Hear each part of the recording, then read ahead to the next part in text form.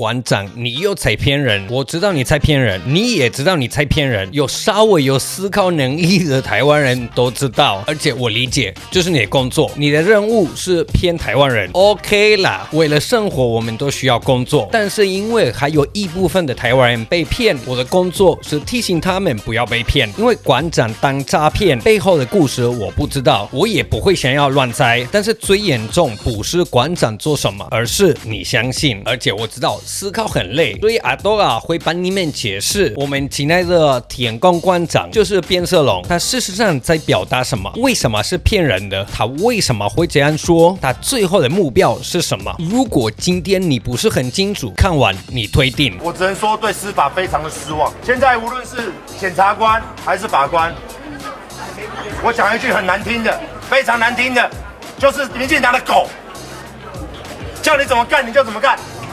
難怪嘛，台灣人超過85%不信任司法。檢察官、法官是民進黨的狗嗎？那件事是事實嗎？或是從另外一個角度來看，館長的意思是台灣沒有權力分立，行政、司法沒有分開的，真的嗎？因為如果你接受這件事，你再說台灣是一個獨裁國家，那為了證明這件事是館長在詐騙台灣人，我們要一直思考一下，如果司法都是民進黨的狗，就是幫民進黨做事，那司法為什麼沒有抓一個理由來抓鄭麗文？因為獨裁國家就是可以這樣做。不相信你問張友俠，習近平也是找一個借口逮捕張友俠。所以如果真的司法在幫民進黨工作，為什麼沒有去破壞鄭麗文或是黃國昌？因為你有沒有看過黃國昌在罵賴清德？目的是什麼？不是要搞兩國論，賴清德沒那個膽子，在內部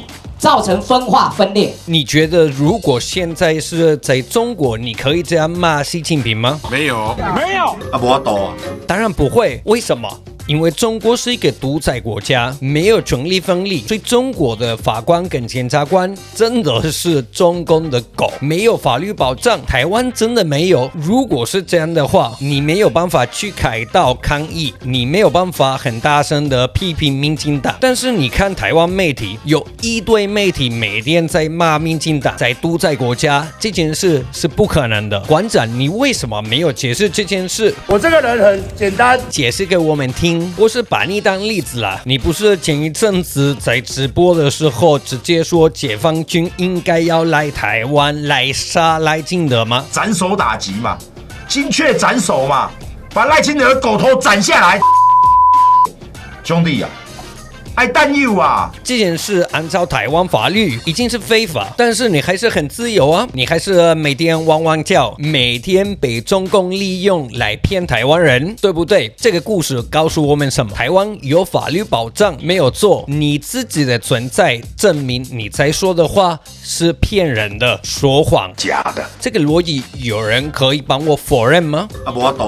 而且我知道很多人批評你，如果中國這麼好，台灣這麼爛，為什麼沒有直接搬到那邊，放棄中華民國國籍，馬上加入中華人民共和國？這樣不會更簡單嗎？哎，跟你說，這些人都不懂啊！你還在台灣，是因為你的工作、你的任務是在台灣，不是因為你相信你說的廢話，而是因為你的價值，你對中共的價值是騙台灣人，對不對？丟了，是不是阿多拉最了解你？而且我覺得我們的觀眾有一部分他們誤會，或是至少他們看不到，是哪一部分呢？你說的這句話的背後，難怪嘛，台灣人超過85%不信任司法。真的嗎？台灣人超過85%不信任司法，超過85%是巴基嗎？這個數字從哪裡來的？而且還敢說這種數據超過85%，哇塞，好像很專業。因為詐騙都想要表現得很專業，但是一旦我問你這個數據從哪裡來的，你無法回答。這件事也沒有人可以幫我否認，對不對？但是最有趣的事情不是館長在騙我們，而是他騙我們的目標是什麼？誒，這個沒有想過。不要緊，阿多嘎老師幫你解釋。館長目標主要有兩種，首先讓一堆人生氣，因為他說的話很誇張，他立場變化非常的明顯。沒有看過變色龍嗎？引發很多人生氣。這件事也是他的目標，所以台派評語不要生氣，重點不是館長說什麼，因為如果看到館長你憤怒，你就像一隻狗，我丟酒給你看，然後你馬上跑去，你有一種感性的反應，不要被騙。第二種目標，我覺得這個是最可怕。館長這樣說，就是檢察官還是法官，就是民進黨的狗，或者說台灣人超過85%不信任司法。這件事的目標是想要你懷疑台灣司法好不好，台灣的權力分立好不好，台灣有沒有民主。有一部分的人比較笨，我要先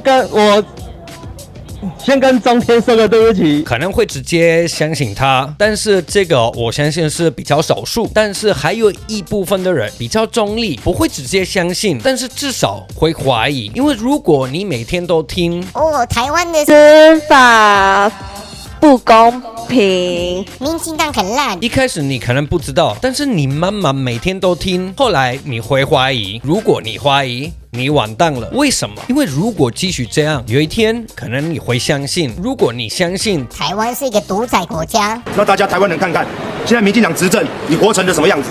你比獨裁更獨裁。台灣沒有法律保障，同時你一直聽中國經濟多麼繁榮，中國很安全，中國的貪污很嚴格。人家中共治國那麼優秀，中國人民越來越起飛，台灣已經比不上。這些詐騙的說法，也許有一天你要投票的時候會覺得，我們一直在投給民進黨，要不要投給國民黨或是民眾黨？有人說他們是比較親中，但是中國也沒有不好，這樣不會比較安全嗎？這樣我們會避免戰爭，而且如果我們變成中國的一部分，難道對我們日常生活不會比較好嗎？說實話，對一般不會看我的頻道的人，這樣的話也不是太離譜。那天你的生活會改變，不是什麼意識形態啊，不是政治的問題，是你的日常生活、你的經濟能力、你的安全、你的健保，更不用說你的自由。你這種比較中立的台灣人，你有辦法面對這樣的後果嗎？或是你覺得這件事不可能發生？因為我個人覺得會發生。什麼時候？過2年大選舉的時候。為什麼我這樣覺得？因為民進黨已經上任太久了，所以理所當然是有一種變化。這件事在一般國家沒有什麼問題，民進黨可以下台 ，OK。問題是在現在台灣的狀況，不管是國民黨或是民眾黨，藍白已經不一樣了，都是幫紅工作。這件事不是造謠的，你看新聞就知道。而且還有不要臉跟我們說這個是為了和平，想要戰爭的是我們台派，媽的，可以更不要臉嗎？所以如果我們要避免這件事，我們要怎麼辦？因為有一些人會覺得沒辦法，有辦法，我們需要大部分的台灣人團結，很清楚思考，不管你是中華民國派，或是你是台派，如果你住在台灣，你不應該想要統一，就是被併吞，就是投降，因為你的日常生活會有一個非常大的變化，是你不想要的變化。你不需要相信我，你自己查資料。我是黑廚師，下次再會。